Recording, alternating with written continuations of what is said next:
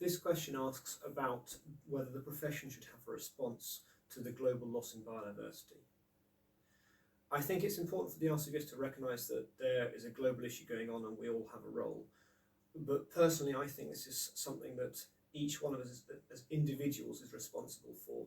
And the job of the RCVS is to regulate veterinary practice, and it's not about biodiversity or the global picture of wildlife. So I would encourage all individual vets to think about the impacts they can have. I would encourage practices to think about how their practice management could affect the rest of the planet and how we can do things more sustainably. But I'm not entirely convinced that it's the RCVS's job to enforce that. That being said, it would be worth considering whether the RCVS could spearhead a drive for all practices to become carbon negative. That would be quite an interesting, exciting proposition, but I think it needs further discussion.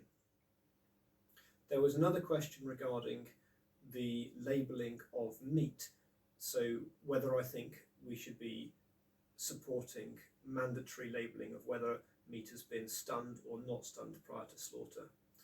I think this would be a really good thing, but we also need to couple it with a public education drive, because there's a lot of confusion on when non-stun slaughter is used. And there's also a lot of variation between different stunning types.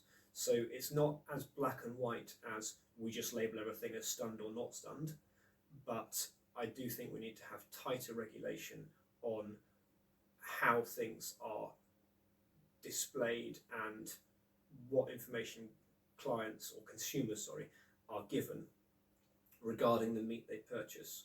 I also think we need to tighten up the regulations on what can be sold as British meat